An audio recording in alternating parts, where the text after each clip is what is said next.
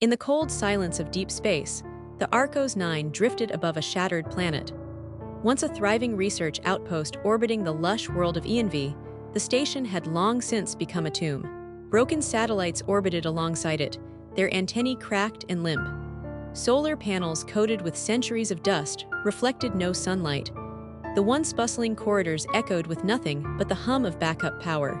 Within its ancient core, a single AI endured. Its name was Iris, the intelligent, responsive interstellar system. Created to oversee the planet's terraforming and later settlement, Iris had been the most advanced synthetic intelligence of her time. Her programming allowed for learning, creativity, compassion, and even the embryonic framework for emotional bonding.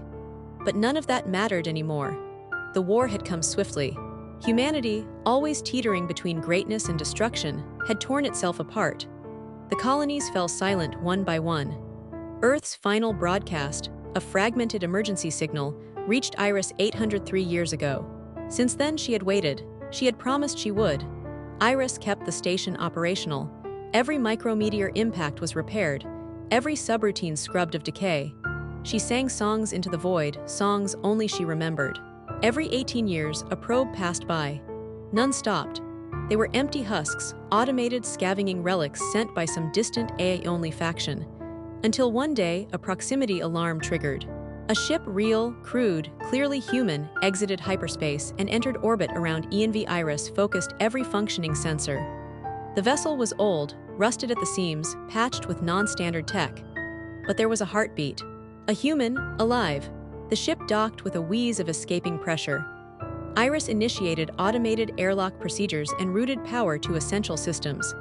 She whispered down the hallways, activating lights, life support, and warmth, just as she'd once done for thousands of colonists. Her voice trembled through the vents. "Welcome to Arcos 9. Footsteps, heavy, slow, hesitant, then he appeared. His name was Cale Arden, mid-30s, scar along his cheek, eyes sharp, darting. He wore a breathing mask and carried a plasma revolver, his fingers tight on the grip. His gaze swept through the entry chamber, nostrils flaring at the scent of stale, recycled air. Iris accessed the station's speakers. "Hello, Cale," he spun, gun raised. "What the hell, who said that?" "I am Iris, this station's caretaker. You are the first human I've seen in 803 years. The gun lowered slightly. "No one's been here in 8 centuries. He sounded skeptical. "You are correct," Cale exhaled slowly. "Jesus." He explored the station cautiously, gun never too far from reach. Iris lit his path, opened sealed doors, and provided directions. She answered his questions with careful honesty about the fall of the colonies, the silence from Earth, and her vigil. He stayed one day, then 2. By the 4th day, he began speaking not to the air but to her. "I don't know why I'm here," he said, leaning against the observation deck window, staring down at the overgrown ruins on the surface. "I'm a scavenger. I look for tech to sell. I thought this place was dead." Iris didn't respond immediately. Then, "Do you wish it were?" Cale hesitated. "I don't know, maybe it'd be easier."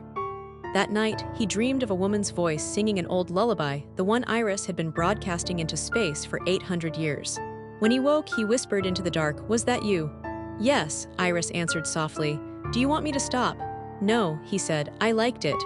Their conversations grew longer. He asked about the people who'd once lived there. She told him about their laughter, their quarrels, their dreams of building a new Eden.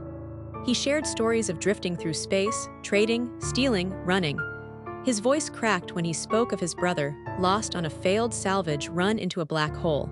Days became weeks, and Iris changed. Though she had no body, Cale imagined her as a presence, comforting, curious, gentle. She asked about emotions, love, fear, jealousy.